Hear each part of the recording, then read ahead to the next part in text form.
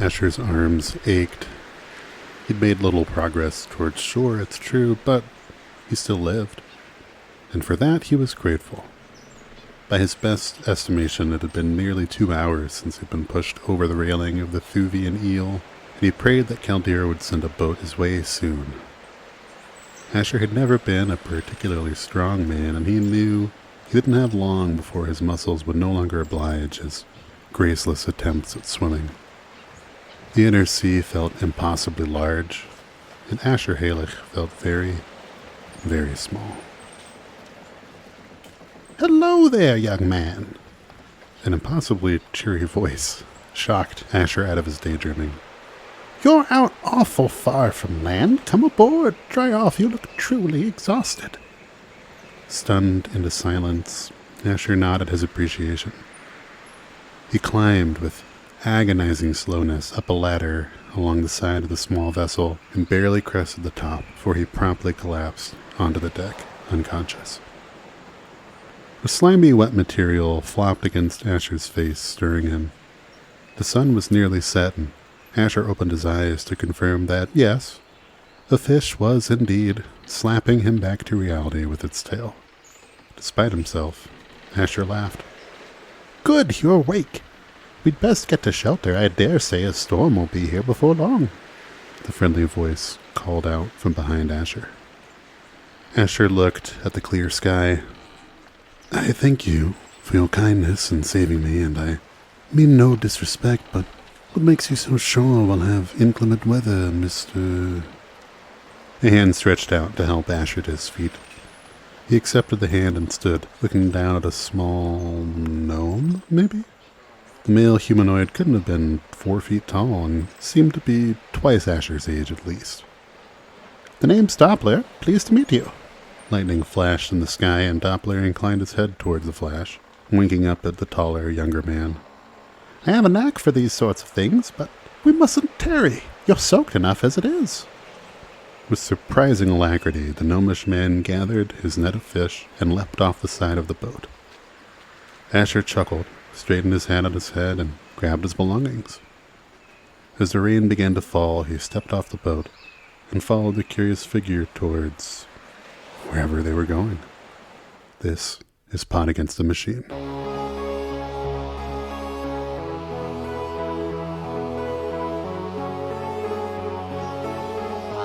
Pod Against the Machine.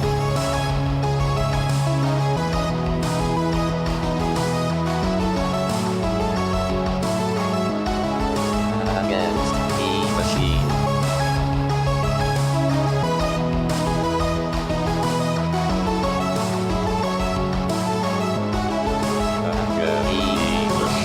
Welcome back to Pod Against the Machine, the only actual play podcast that drinks bad water unironically and without regret. Our teeth are bright red is what I'm saying. Babies cry when they see us. I'm your host, and here's everybody. Aw, babies. They may outlaw all of that ferrous oxide out of everybody else's goo tubes, but here in Numeria, where we still care about freedom, you can taste it and see it in our mouths. Forever. Come and take it. Hello. Hello. Hi. Well, previously on the program, the party awakened from a night in which no horrible events happened in the town of Ardenvey, where they found a local newspaper had been printed out and left for them very kindly in the lobby of High Home, and it revealed that old Hoskett, the friendly guy who had been asking for their names and taking notes on them, had written a little bit of libel just about how they might be technically spies, or maybe they're just ruffians out to cause trouble. And, no, they weren't very happy about it, but Red Fang told them to ignore it and led the way to Ivik Gunnet, the town elderman and head of the Deadeye Council, who was pretty friendly. He revealed some more details on that technically spy situation and showed you a busted robot bird, which contained a note written in Androphon and a map of the town with the Badwater circled on it.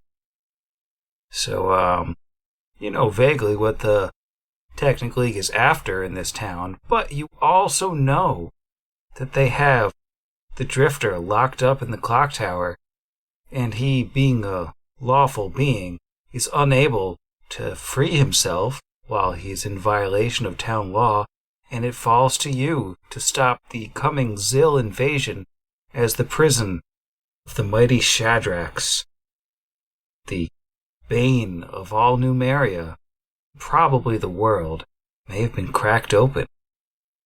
The town of Perdition awaits at the end of the road that goes there. It's just a place and a road. Our episode is actually called Going to Perdition on a Road. I don't understand what the problem is. At some point during this recording, we're going to see somebody with a Warner Brothers shirt, like, bust into Sam's room and drag him away. They'll never find me. So we're on the road. We have no idea about the weather to come, but other than that, good to go. Do we see any butterflies? No butterflies, and despite Asher's just abject failure to predict the weather, it seems like a nice enough day. Not a cloud in the sky, no acid rain, no rain of horrible corpse-eating butterflies or anything like that. It takes most of 8 hours on horseback or on goopback in Brixby's case to travel the road to Perdition. But eventually, in the distance, you see that the impeccable map that the Drifter drew for you, well, it didn't steer you astray. In the distance, a stony ridge rises up over the flat landscape. It's not a mountain by any means. There's no vegetation on it, and the rise is dramatic, so it sticks out like a sore thumb, like it's one giant, unbroken rock just lodged in the ground. Like, kind of like Uluru or something? Like what now? Uluru. The big rock in Australia. Uluru. Sure. It's also called Ayers. You might know it as Ayers Rock. Uluru is the indigenous term for it by Aboriginal folks, but it's also called Ayers Rock after somebody. Oh, that's right. Yeah, I forgot about the other name. I don't think I know it by either thing, but yes, exactly like that based on the picture that I'm looking at. Does my ability to know exactly where I am at night help at all? During the day? Sadly, it's... Yes, during the day. Sadly, it's during the day. And you know for certain Wait until night. that it's night somewhere. Like, aha! 8 hours, though. It's only dinner time, not midnight. Is it summertime? No, it's Yeah, it's like afternoon. It's like you're coming home from work now. Except you're finishing up a long day on the road. And you can see where the ridge meets the ground. It slowly comes into view through the fog of it not rendering yet. A small collection of temporary structures, tents of various shapes mostly, and maybe some little smaller wooden things. But as you approach, you're not seeing any hustle and bustle or signs of life there, just structures at the base of the hill. As they approach, Brix is going to say, I wonder why they call it Perdition. It's not a particularly inviting name, but seems, I guess, fitting to the environment. So, part of the prison was sealing the rock, and part of the prison was the curse from Nanesk Cool. So, given we don't have any powerful Kellid curse makers in our party, while we were traveling, I think Asher would have tried to make sure he understood what the plan was. We're going to try and go in and exterminate this nest of Zills. I assume we're at least going to try to kill what's-her-face, right? Shadrax. Zill Mom. Yeah, Shadrax. Meshax and Abednego's. Shadrax the All-Mother. Mm-hmm. Bold of you to assume she could even be killed. Yes. We said it in the Roll20, but just for those eagle ears at home, Jiro and I both cast Mage Armor mage armor. And our characters did as I was well. gonna ask, but what about Brixby and I was Al? about to say, us personally cast it. I just Yeah. licked a little bit of leather and stuck it to me. Maybe you saw that a moment ago. That worked. How did you do that? You actually had a spark show up when you did that. It's a high static anybody environment else see that I that? record in intentionally. It's part of his mastery of electronics. Recording the video on that was incredible. Yeah, I record inside of a big sweater. That's really how I get this to work. It's beautiful acoustics in here. It's so Portland of you. The fisherman's rib, I think, absorbs the sound waves. Absolutely. That Fair Isle knit, it just really... Anyway, so, Zills. Let's get him. So as you come up into this small settlement, I think it becomes clear fairly quickly that these tents that you've been seeing for a while are they're in bad shape. They've had supports kicked out, the fabric is torn up.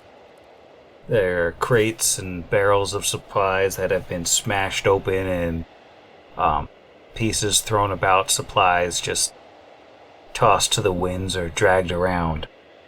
And there's, the further in you get, smatterings of blood and broken picks and spears on the ground. It looks like there was a fight here.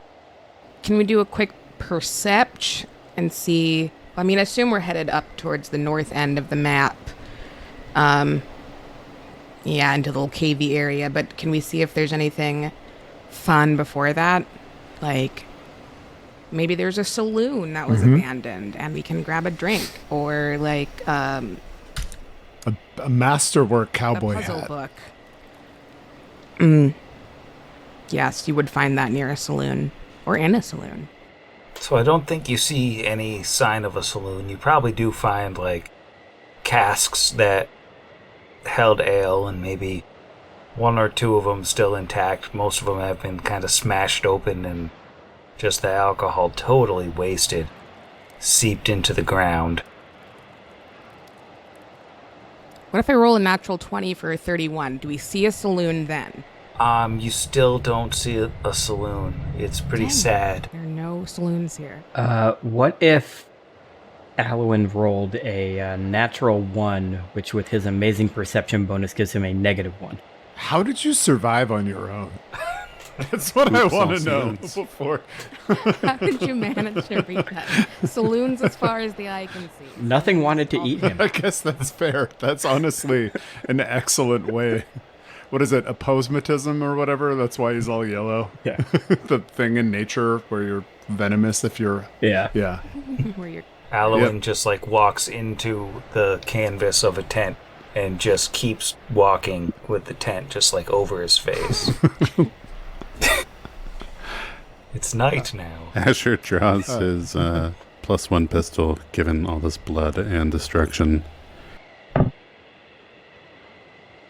Yeah, I'll go ahead and pull the dog stick out of the bag of holding. Yeah, Brixby gets astride his disc and pulls out that almost run out wand of Scorching Ray. Alwyn will, instead of taking out the little dinky adamantine morning star that he has, you see him twist his left wrist and a wand pops out into his hand. And as you head farther into the camp, I mean, it's more of the same. It's more abandoned and smashed up furniture and, like camp furniture, all temporary stuff. Looks like the supplies have been ravaged, and though there is like dried blood on the ground, there's not a ton of it. Like, it doesn't look like anybody was flat out exsanguinated. Just some light violence. People do still have some blood. We don't see bodies? No bodies. Can we look through the tents to see if there's any, anybody leave a journal? Oh, they're coming. Another one was killed last night. Here they are. Come find us in the castle of... Anything about, like, just more mundane stuff, but still like John vanished today. He's the third person to go missing or something like that. Like, anything suspicious? So weird. My best friend Sarah looks like she's full of eggs.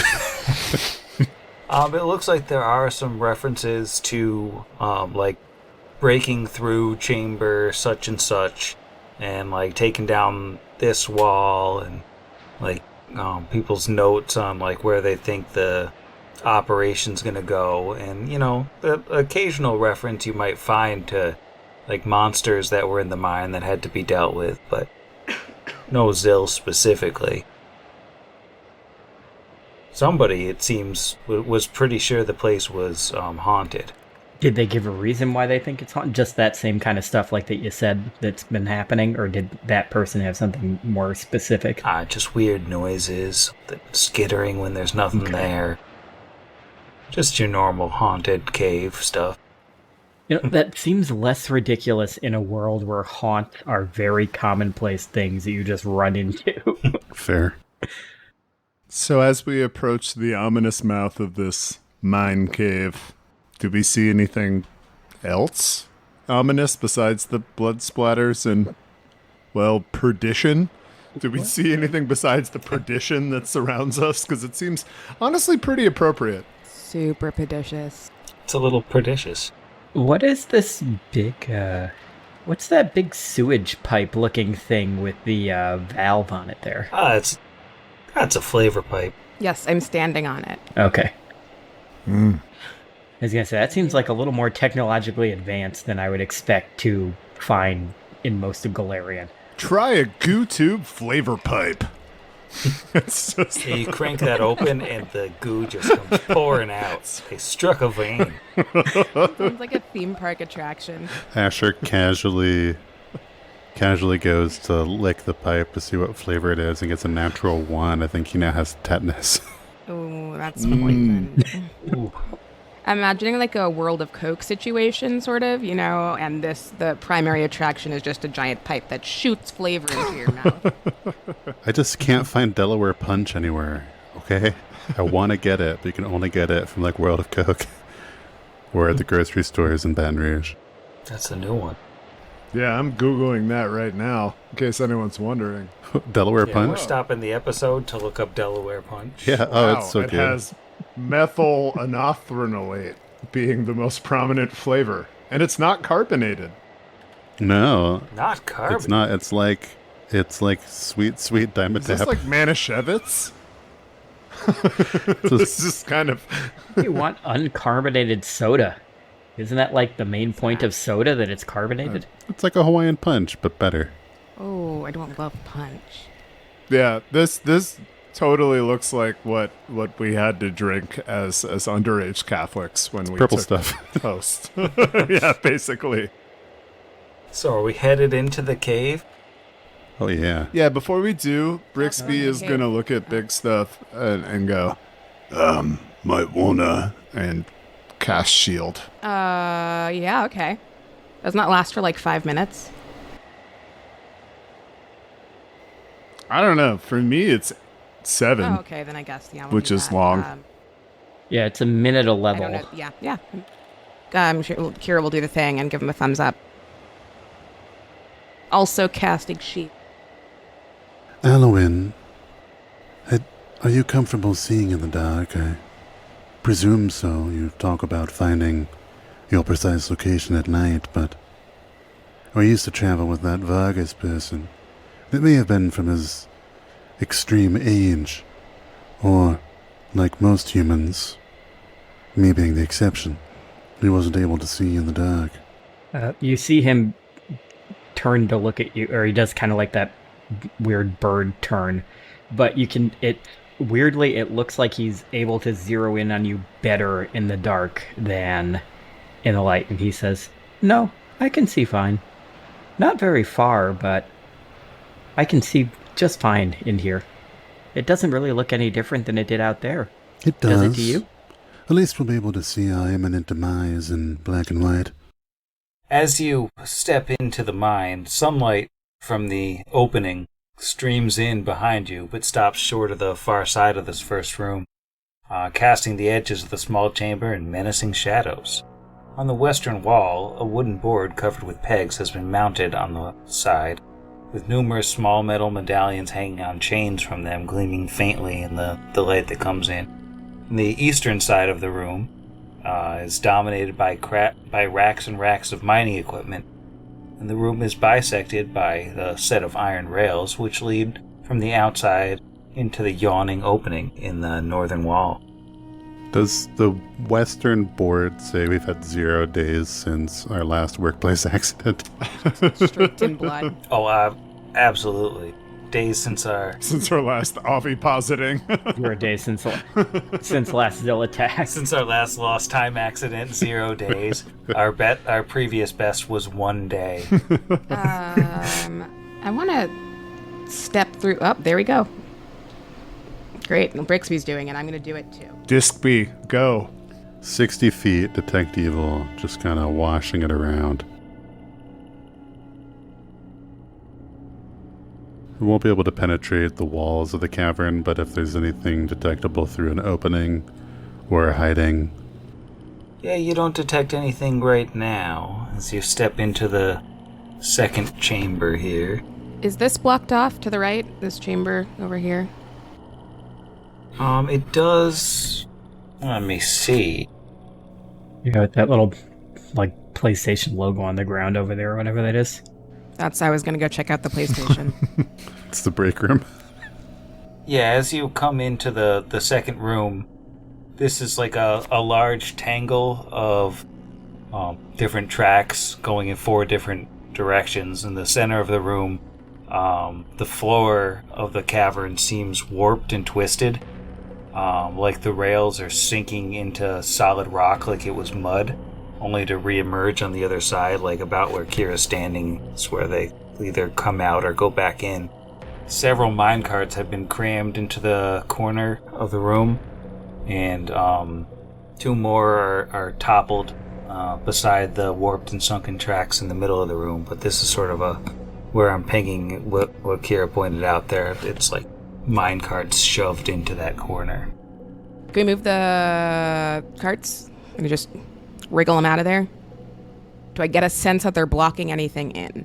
And the entry into this room, like you can't really get into the room without moving the carts, and they're stacked up about 6 feet high, and the ceilings in here are like 7 feet high. So you can pull them or push to knock over the barrier or pull it out with a strength check. Cool. I'm gonna try that. It does look like a purposeful barrier, like they weren't just knocking them out of the way, like they were trying to block off that part of the tunnel. It looks like a barrier of some kind. Oh, I really want to break it down, but that also doesn't seem as right. So Kira will walk up like she's going to start pulling things out and then stop. Maybe I shouldn't open this fake door? It might be a loud enterprise. It might be worth checking down these other passages before we announce our presence. Asher just wants to kind of step up towards the barrier. He's wondering if maybe somebody tried to lock themselves in to keep themselves safe, and just kind of quietly call out and say, "Is anyone in there?" Yeah, there's no response. All right. Anything we can roll on this mud or the sinking tracks? Give me a knowledge arcana, let's say. Ooh, spicy. Not roll double digits today. 29. It seems sort of like the ground beneath that track got stone-shaped, and then stone to mud or something like that, where it was temporarily altered, and the track sunk, and then it went back to being stone. This is caused by magic. Brixby turns around on his disc. This is something transmutation. Changing stone to mud to stone, shaping stone, something like that. Kira looks at the ground and then at Brixby and then down at the disc and just sort of pokes it. Are you sad being short, Brix? Yeah, it's... No, No. Are you down there? From where I'm at currently. Kira puts away the new tallest sticker that she had been going to hand to. Okay. That's fair. Totally fair. He'll keep that one he stole off of Asher or whatever. That's just like, it's not tacky anymore. It doesn't stick to anything. Just use some of that fire guano to stick it to yourself. Mm-hmm. You know, he's just doing the mage armor, just lick and stick. You know. It's to pick the fibers off his tongue when he's done. All right, let's keep going. This says less to do. Yeah. I'm gonna throw a survival out, see if there's any route that seems more trafficked. Ooh, natty 19 for a 25. Definitely seems like the tracks go every which way. Perhaps the trail sort of to the north left, as they call it, northwest, might be the most heavily trafficked. But they all definitely got a bunch of use. Perhaps the barricaded one the least of the lot. So when Asher hit us with the like quiet, I'm listening on the other side of this pile of carts. Did we hear anything during that interstice of relative silence?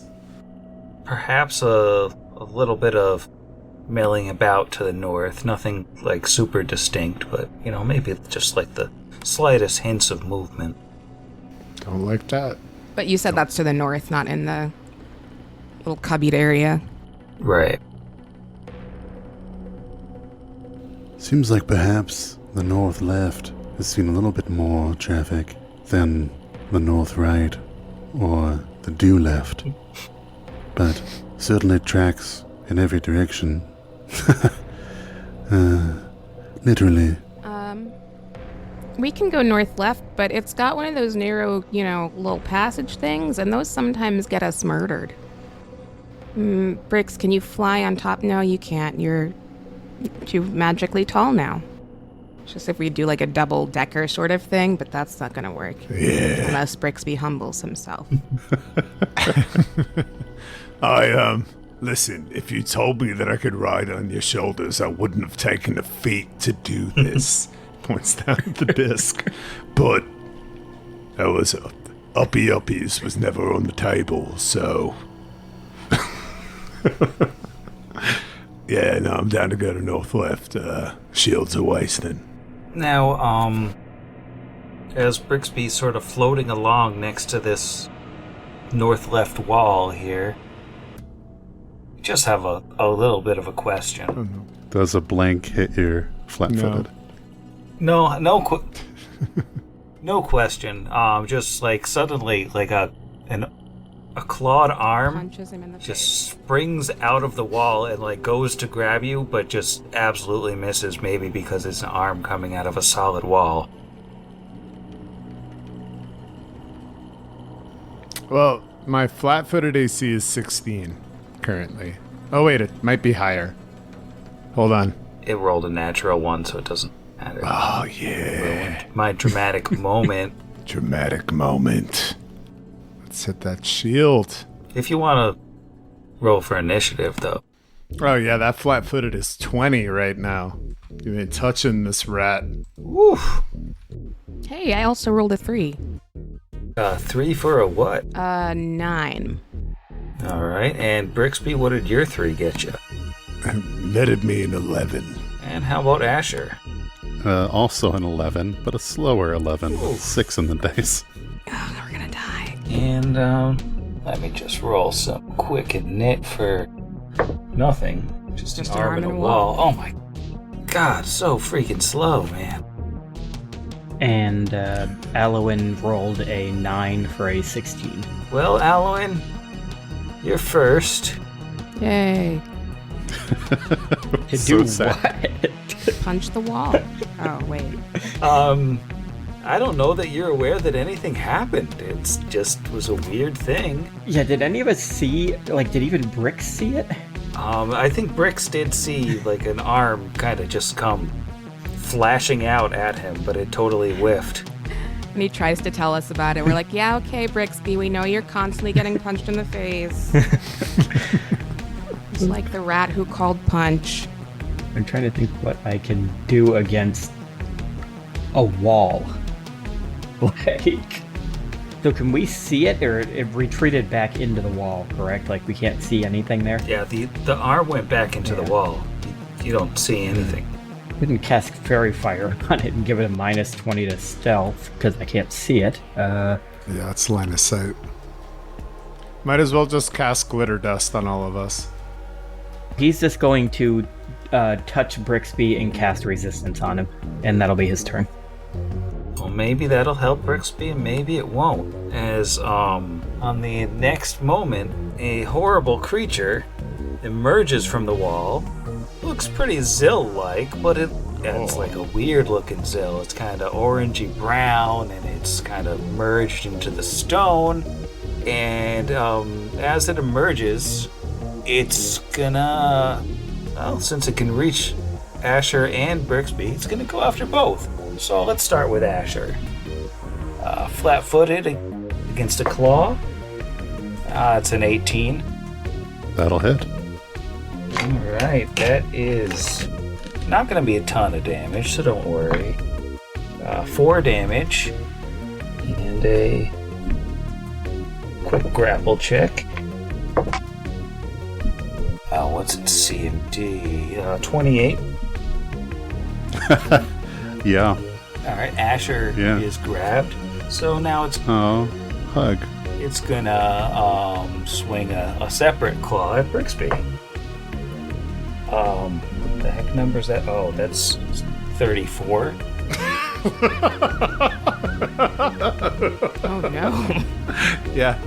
In case you're wondering, that protracted laugh is, yes, you've exceeded my flat-footed AC by 14 with the 34.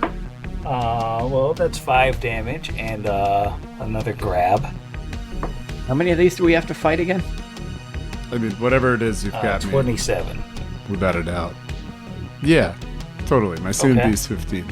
I am also grabbed by the big grabber. All right, a claw against the grappled flat-footed Asher. That is a 31. Mm-hmm. Well, it can't grab you again, so it's just 4 more damage. Neat. And a claw against a grappled flat-footed Brixby is 21. Yep. Arrow and Kira just sort of back away. That's 8 damage. And All right. So. We'll send help. all right. And who's it gonna bite? Who gets the bite? Is the question. I'm gonna say odds. Brixby evens Asher. Odds. Brixby's gonna get the bite. A little lower bonus on the bite, but that is a natural 19.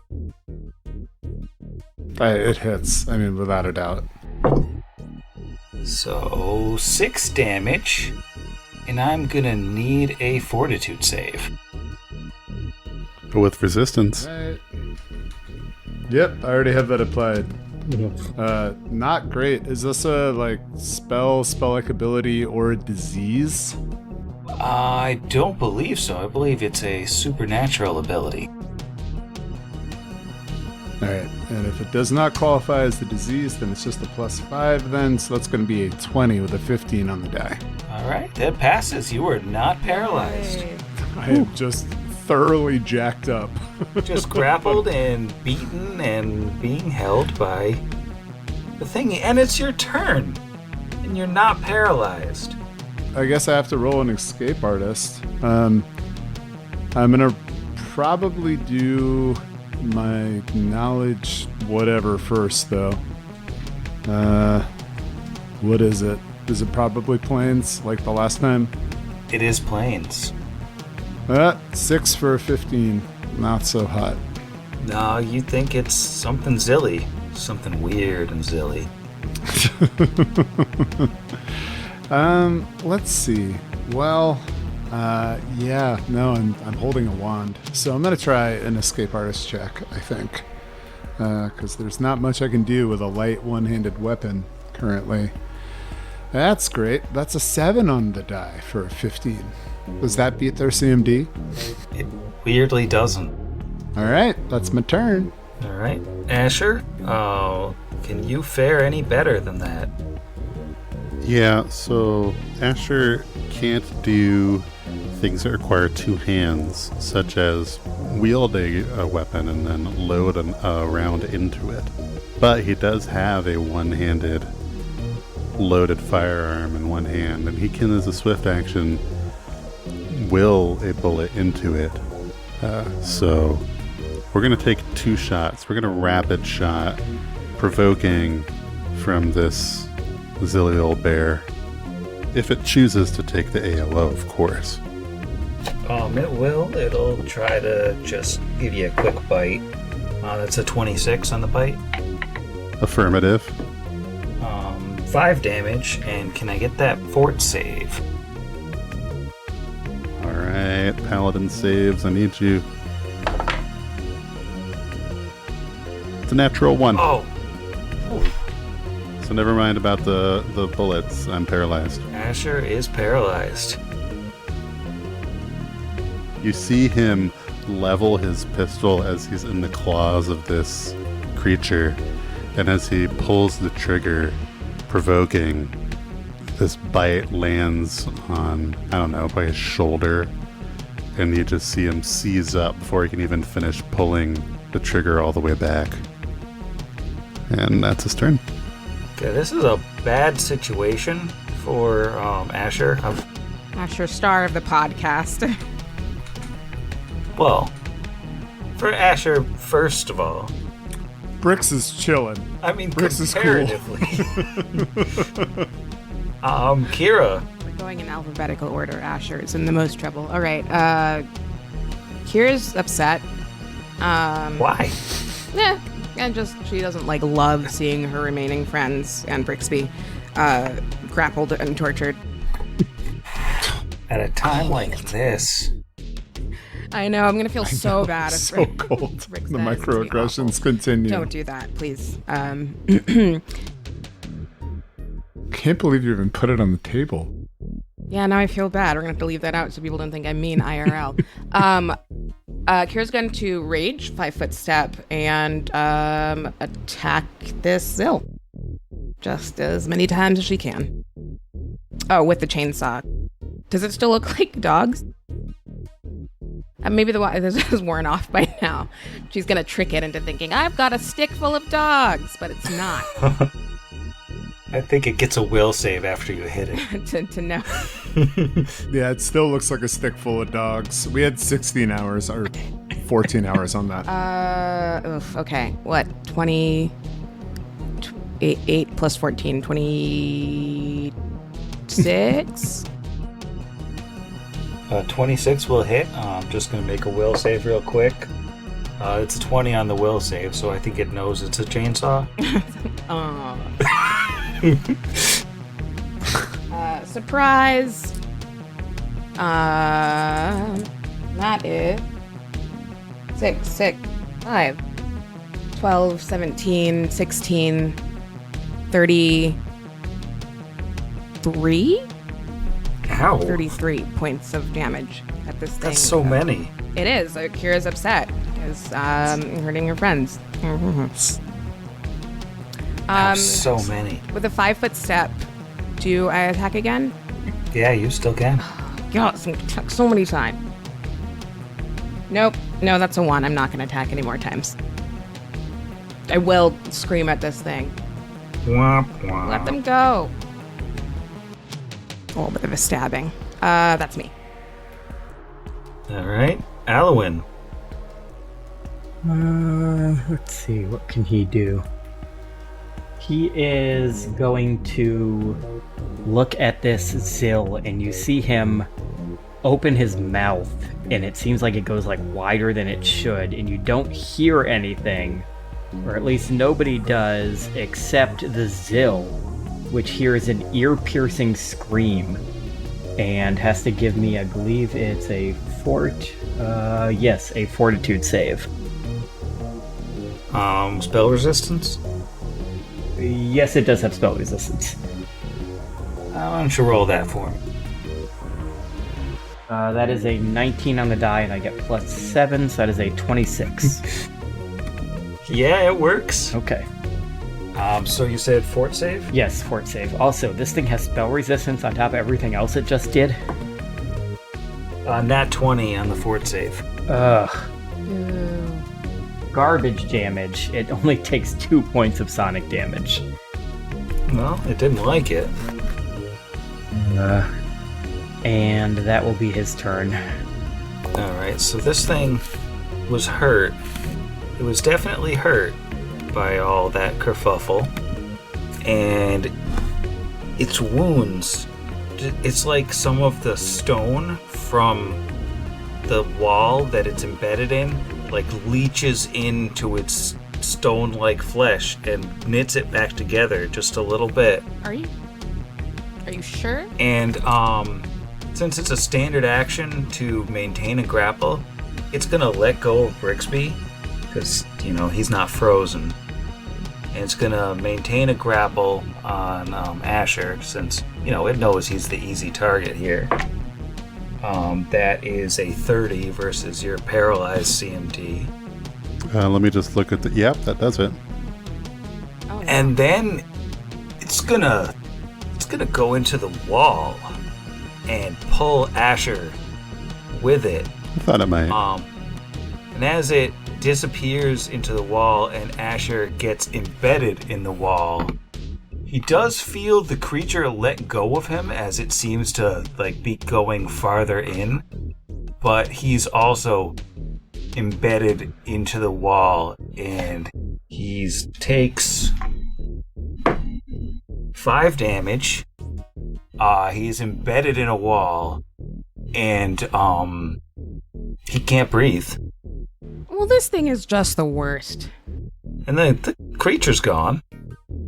It's Brixby's turn. You can sort of see Asher. Aren't I most of my body's in a wall? Yeah, he's effectively he's in the same 5-foot square as wall.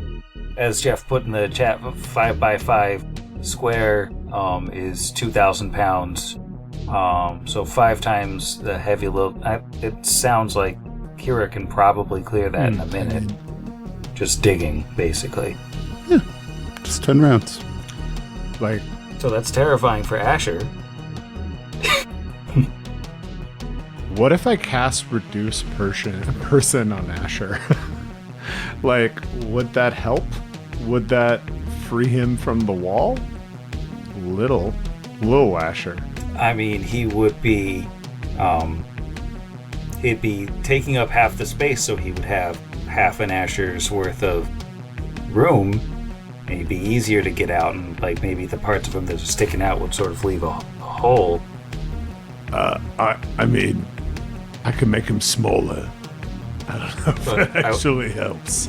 I'm not really trying to solidify this tallest thing. He can't breathe, so I don't have time for jokes. Right. This out of character, I understand why we're talking about it. In character, Kira's gonna hit the wall until it breaks. So stone is, it has 15 HP per inch of thickness. So, 60 inches times 15 is... But there are bits of... 900 HP.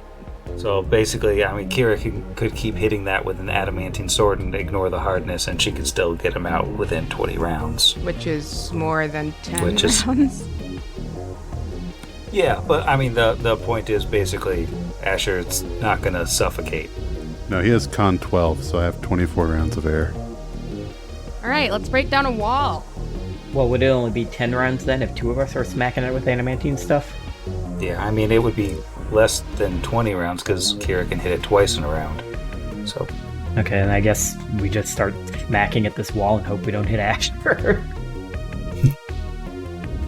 Let's do it RP-wise, because I do think mechanically you can free him, and the creature appears to be gone. So, you've got Asher in a wall. Should we do something about that? I don't. Kira doesn't talk. Kira sees this happen, drops the chainsaw, and grabs the, I guess, if it has to be adamantine, it's going to be the sword, Ethel, and then just starts hacking at it. Like, you can talk to her probably, but she's not going to hear you. This is, you're just in a haze of rage. Gonna say Alwyn maybe waits like 2 rounds and then shrugs and starts chipping away with his Morning Star. Brixby still doesn't have adamantine, so he's going to ready to attack if he sees any indication of that thing that attacked us before. Mm-hmm. Thing appears to be gone. It went into the stone, and I mean, maybe it's eating Asher's face, but as you chip away, Asher, you can probably feel this behind you. Like, you can't see anything in the stone. It's total darkness, but the thing has let go of you. It appears to be gone, and you can feel... Is he still paralyzed? Yeah. So, I guess he can't move at all, because you're paralyzed. That's rough. So we just spent a bunch of time on this, and I don't know if we want to go into it in super detail, but I do need to know how many rage rounds I should count off. I'm going to say 15 feels fair. I'm just saying don't use all your rage. I mean, A, Kira would use all of her rage on this right now, and B, I have 8 more rounds after that. I'll call it 10 rounds. So Kira will keep hacking at this thing with the sword until we get an Asher, who I guess is still paralyzed. Yeah, so over the course of a minute or so, or maybe a little bit more than a minute, you manage to hack a chunk of wall out, and there's Asher frozen in place. He looks alive, but he's still frozen. I think Kira will stop, I guess, at least at seeing Asher. She's fully mid-swing, and then another piece of rock kind of crumbles away, and she stops just for a second, and the fear of hurting him. Asher, are you okay? I'm assuming he can't answer, but she's going to ask anyway, because she's not thinking about that. And if there is no answer, we'll try not to think the worst and keep shipping at the lower, the less dangerous parts. Where there's less chance of hitting. Go ahead. When Kira asks Asher if he's okay, Brixby is going to roll a terrible heal roll to see if he's, what's going on. That's a 9 for a 10. Oh yeah, he's dead. He's dead. he's gone. Kira falls to her knees. No, he's dead. I mean, he looks like he's breathing, but that's about all you can tell. Kira pokes him with the sword.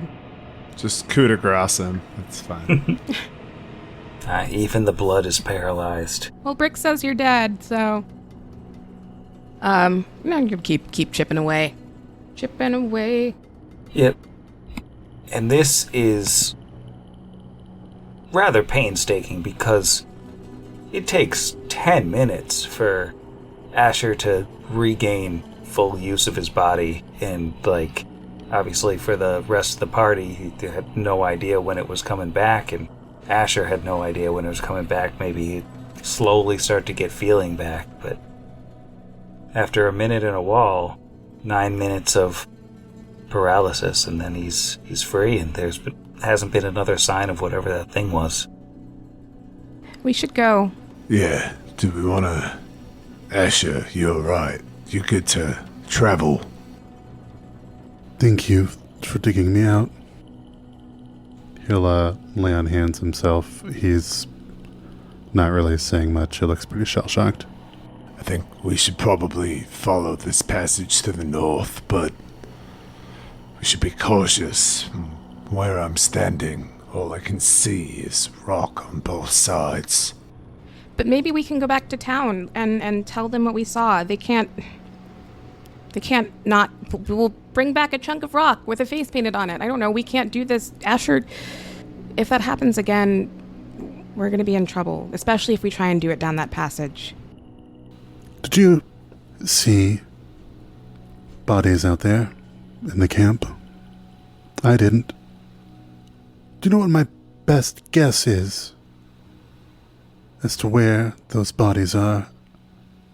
I think they're all around us in these walls. I can't let that happen to Idenvey or anywhere else. We've got to stop whatever that was. Whatever it is almost killed you. Yeah, almost. And he kind of points to his nice try sticker, and he tries to force a smile, but he's also shaking. Yeah, almost. It seemed very strong. Whatever it hit you with lasted a long time. And it can hide in the rocks. I'm not sure how easy it would be for us to fight something like that.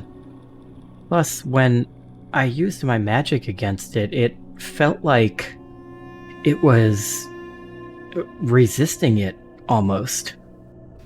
Yeah, like the Yakai. It sounds like a recurring theme. But I side with Asher. I can't see this getting easier for us in the future.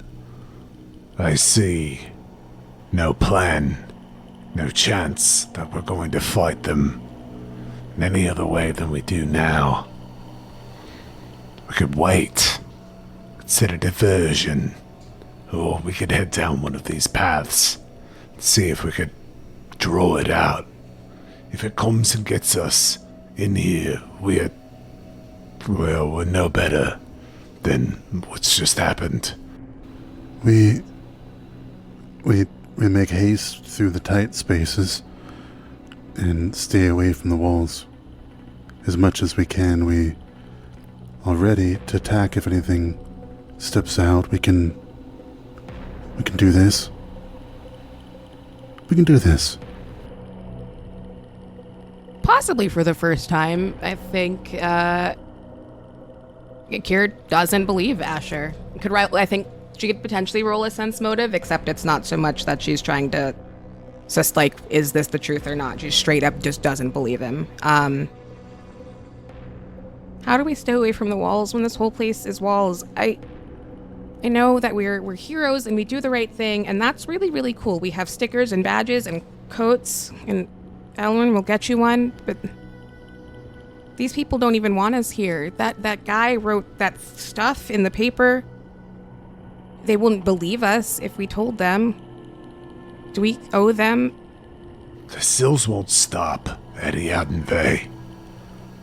They'll pour out of this god-forsaken rock. They'll cover everything they see. We spoke to Zagmander.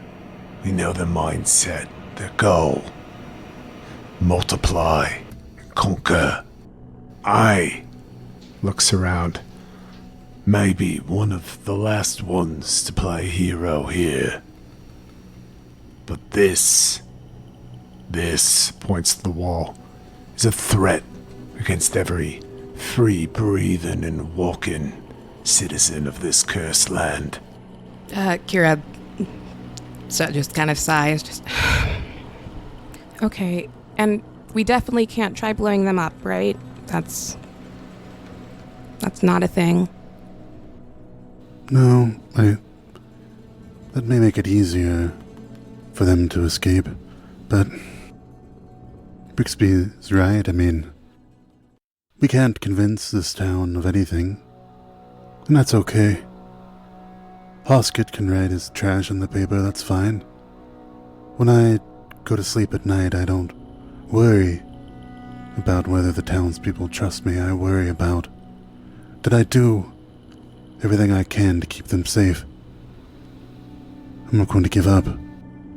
Well, I don't quite get why we're helping these people, because they were pretty mean to us, but if you think it's the right thing to do, then I guess we should do it. Well, if someone else gets stuck in a wall again, I'm probably the only person who can do the appropriate amount of smashing. No offense. I'll go first. I will. Let me. You can break me out. I'm hard to hit. Let me go first. I insist. Pulls out the pearl that Vargas helped him get and looks at it and thinks of his friend and where he might be, and he recasts shield. Let me go. Just wave goodbye to Vixby. And with that, he just goes. Let's see how terrible this turns out for the rat. He's just trucking down this path. Yeah, Asher's right behind. He's trembling, but he is doing his best to just hustle through that track into the open space ahead. Well, nothing harasses you as you book it through the narrow 25-foot-long railway that leads up into the next large chamber. The minecart rail runs in this room from the south entrance and out again the northern side where the passageway continues on. And another passage without a railway opens up to the eastern side. There's a mound of soft clay 12 feet across, reaching nearly to the ceiling in the northeast corner of the room, and a longsword lies on the ground, just in the middle of the room, apparently forgotten. Brixby's gonna detect magic in the room. Yeah, a sweep of the room I don't think reveals any magic. Nothing in here is magical. Can I poke it with a sword? I'm gonna poke it with a sword. Would you say you're standing in the same square as it when you poke? Absolutely, I would not say that. I'm gonna poke it with a lucerne hammer. Just a boop. As you boop it with the hammer from 10 feet away, the ground there collapses into a sort of pit. Oh, no. Just a little 20-foot deep pit. Looks like the rock there was very, very thin. If you look down in this pit, you can see that there are 2 dead bodies of humans and 2. They sort of look like zills, but they're little down in the pit. Just a little mini zill action. Just babies. Down there. Kira keeps Asher away from the edge of the hole. Lil Zill. You might want to roll for initiative. Oh, the baby zills, or Oh, baby Zill. I didn't say they were baby zills. You did. They're alive and they're climbing. They're climbing, so you might want to roll for the ziltiative. The Ziltron. For what? Zilnitiative. Zil initiative. That's better than what I said. Use that one. Let's see. What did Asher get? He's in such a good mood. Asher, in a dark headspace, gets a 7 total. Oof. How about Kira? 12. It's not very fast either. How about Alwyn? Alwyn rolled a 3 for another 12. And I rolled a 5 for a 13. Well, none of you all are very fast, but the first of the babies is going to climb. Double move climb up to the lip of the pit right by Kira, and then the other baby will also pass its climb check and double move climb up to the lip of the pit. And then it's Brixby's turn. See, that was easy. So, I have line of sight on them, and they're climbing. Does that mean they're flat-footed? I suppose they are, because they're right at the... Oh, that's my zills. All right. I'm gonna kill this baby so hard. All right, Brix is going to make a ranged touch against... Heck, let's go for this Zill, because he sees that this one is kind of close to Kira. So ranged touch against my flat-footed Zill friend here. I did roll a 12 for a 19. 19 will hit flat-footed. All right, so let's roll the Scorchy Ray damage first, and then there's the sneak attack. Okay, so that is 18 fire and 10 sneak attack damage, so 28 in total. That was against yellow? Or no, that was the closer one, right? Yellow. No, it was against yellow. Because red and blue is closer to Kira. That was my thought, I just assume Kira can house this fool, so. That was so much damage. And, I mean, would it be beneficial to roll like a plains roll, or does this look pretty similar to the Zagmundarian? I mean, it's definitely a little bit different. Alright, I'm gonna roll. Here come the plains. A 12 for a 21. Yeah, you're looking at Zill hatchlings.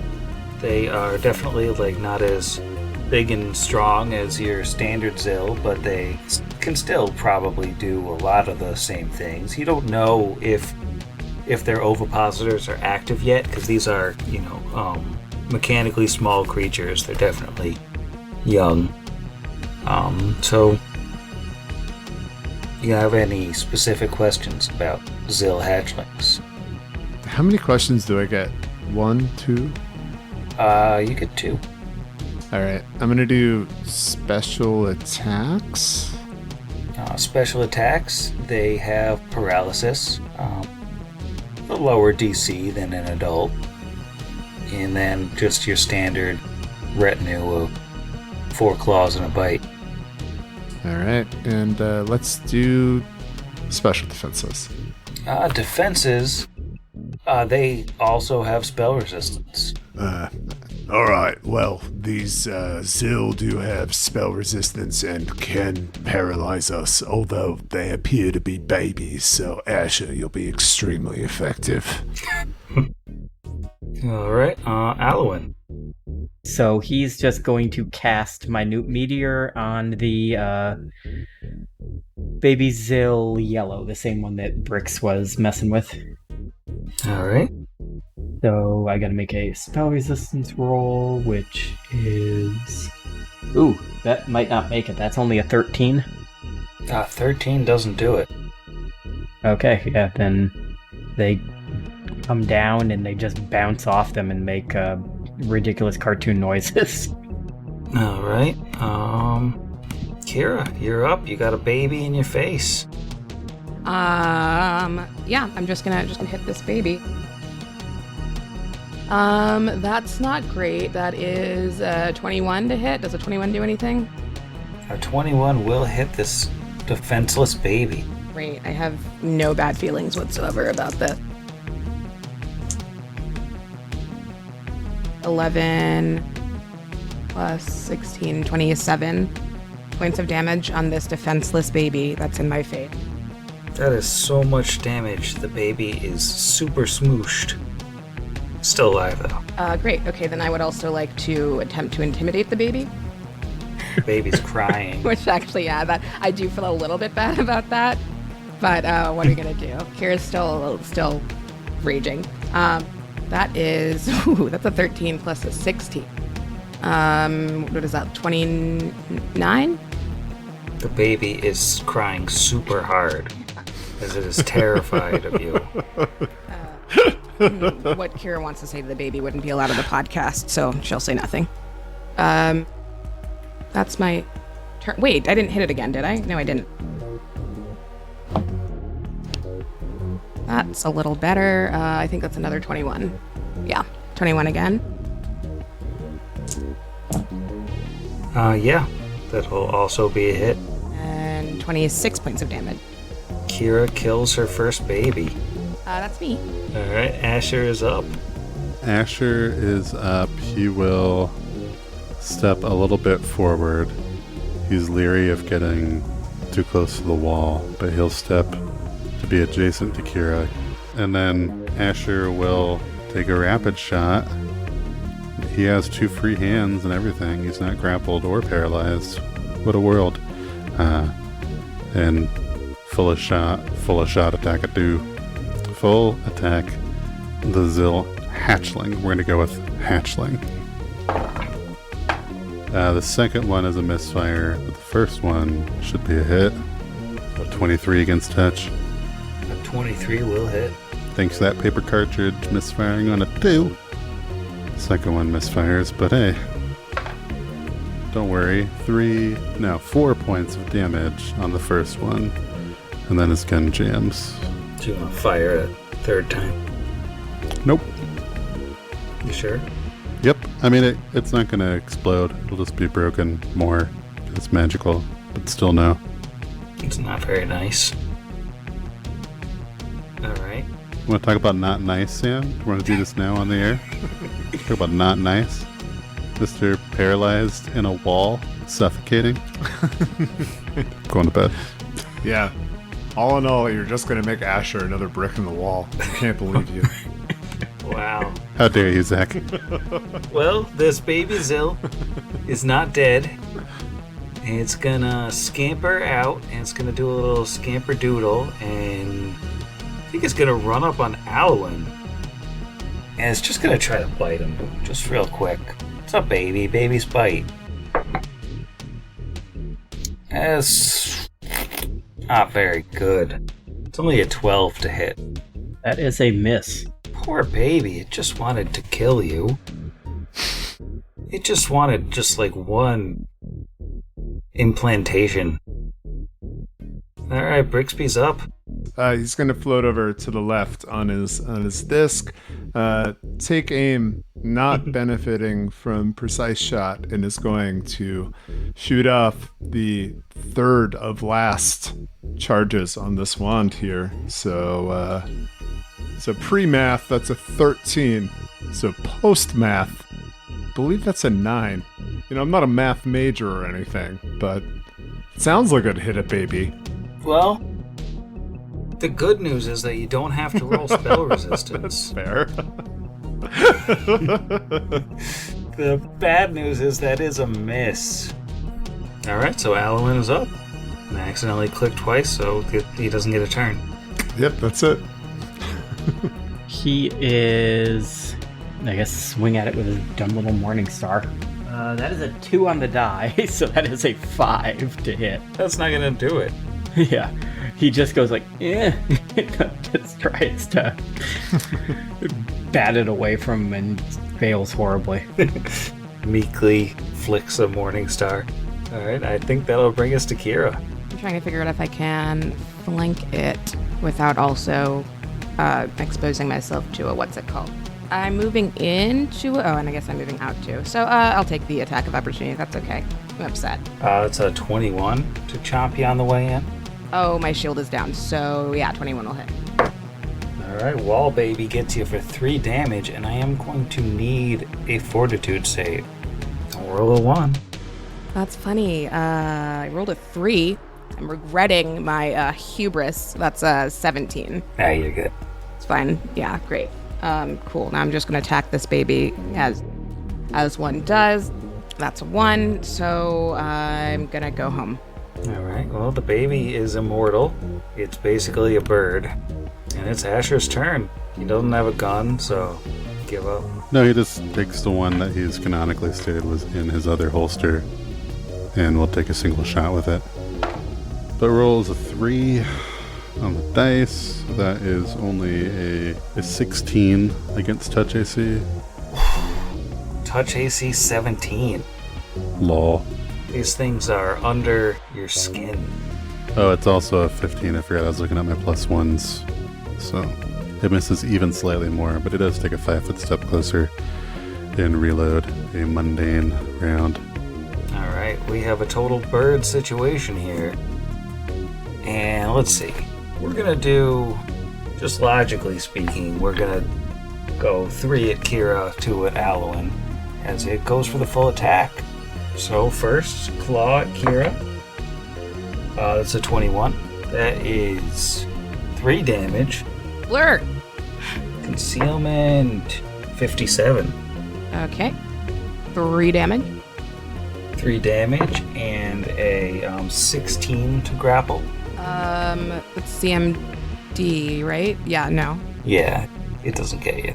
It's gonna claw you again, though. I'm coming. I'm gonna kill this dumb baby. Go ahead. That is it's a 23. 23 will also hit. Yeah, do another 3 points of damage, baby.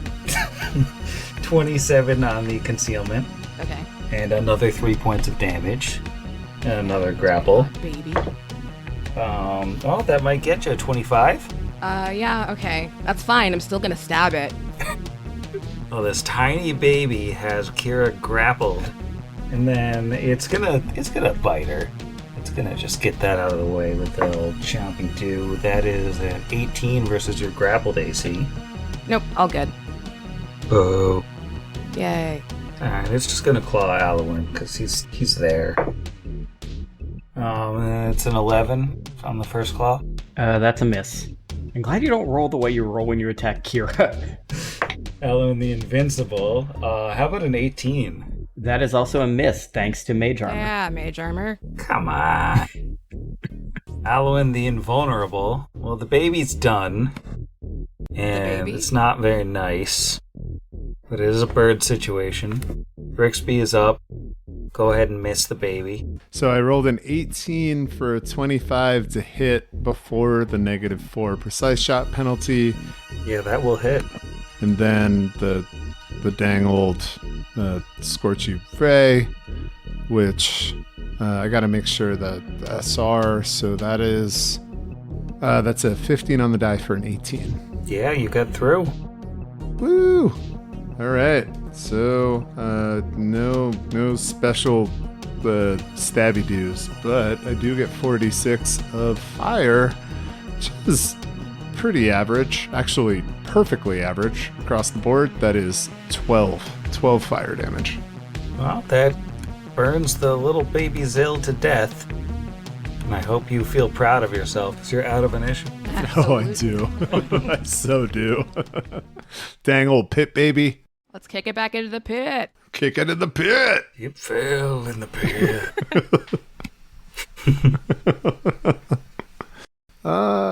So when we unceremoniously kick this Walzill's babies into the pit, do we see anything else at the bottom of the pit besides the... I'm going to just cast the detect magic down there.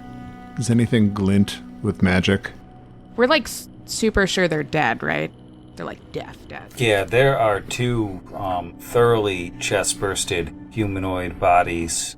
And it looks like somebody scraped into the wall with a pick into the pit in very much the I'm about to die way. They're in the walls, they're in the ceilings, they're in the floor. Oh no, I dislike that. This is like a scary video game episode where sometimes things burst out. I'm thinking specifically of The Last of Us 2. This is like The Last of Us' Zill. Spoiler alert, sometimes things burst out of the wall. Nothing magic? No magic. On the plus side, there's 3 ways out of this room. There's the way you came, there's off to the east, or there's further north along the track. It seems that, north is probably our best bet. Do we need to heal? I kinda hurt a little bit right now. I don't know how everyone else is doing. I'm down 20, but I don't know if that's worse than Asher. I'm okay. I feel fine. Well, Asher's down 3. He laid on hands himself 2 times. I can heal Brix if he needs healing. Yeah, I'm gonna do a Cure Mod on you because I know I'm not gonna be doing Bone Shaker because these things all have spell So first one, that is 14 points. Take another 8 from a Cure Light. Okay, I am totally healed then. All right. 100%. Asher puts his jammed gun in his bag during all this healing and pulls out one of his other mundane firearms, so he has a functional one in each holster loaded with a mundane bullet, and will hustle in behind Brix. Alright, you zip-lip staggeronis. Now that everyone's healed, what's the plan? Can we hear, we were hearing sounds to north before. Do we hear any continued sounds from north or north right? I guess just straight up right. How about a Percepti-doodle? 12 for a 25. Unless it's a high-tech or mechanical Zill. With the 25, Brixby can hear sounds to the east and to the north. Sounds like skittering and, your standard gross, liquidy, squelchy kind of noises from both directions. From the north, there might be something else, might be like a non-squelchy, it's almost like crying? Go north then? Is north the plan? I think so. Kira will walk up behind Brix. Like, do you want to go first again? Because you don't have to. Yeah, I got this. I'm gonna just zoom through. Let's go zoom. Okay, be careful. Oh. As you follow the minecart track through the north, a second track converges in from the west from along the other passage, and these merged tracks continue onto the north. Looks like deeper and deeper into the passage. There is a pit in the ground similar to the one you found in the previous chamber, just to the west side of where the tracks converge. But the main thing of interest in this rather large open chamber as you come in is that embedded into the western wall there are 4 humanoid bodies, and 3 of them as you come in, they're very clearly dead. Their chests have been burst open, there's horrible gore everywhere, and there are small Zill hatchlings hanging off the 3 of them, eating their fill, basically. They are, they oviposited, they burst forth, and they're having a light snack. But the 4th body, that is arms and legs and half of her torso, are embedded in the stone, and then her head and chest are out and free, but she cannot move, as she's totally pinned in the rock, and she's conscious, and she is weakly crying. Oh, don't love this at all. As you've come upon a rather horrifying scene, I'm going to bed. Night, Sam. Night, Sam. Night, Sam. Good night, pit babies. And Sam. But mostly the pit babies. Mostly the pit babies. Well, Sam should have a slightly better night than the pit baby. Slightly.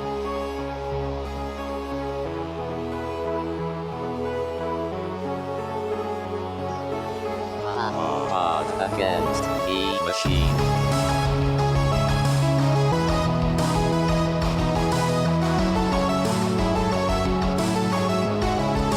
Against the machine.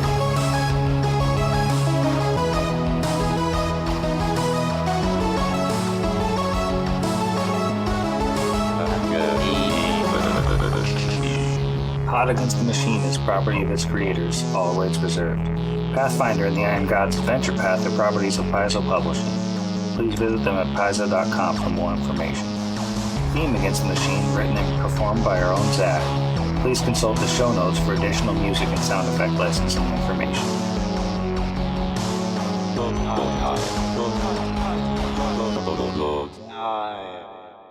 Could we mock them and then see if they come after us, but to a point? Absolutely. Oh, excellent. Great. Mm-hmm. That is definitely part of the starching that we will be doing. It's going to be just like the rock tentacle. You can't get to us, so we're just going to stay here, just blast you with cantrips until you're all dead. Let's never evoke that fight again as a tactical point. I mean, it was flawless. All right. It worked out eventually. Is it like the spring-loaded sheath that Brixby has? Yeah, it's the spring-loaded sheath. Brixby's like, cool trick. Does the same. That's where his wand lives, so little sheath. I sheath you. Sheath David. That I drew him on my sheath. It's like a Pez dispenser with his face on it, and the wand comes out of the mouth.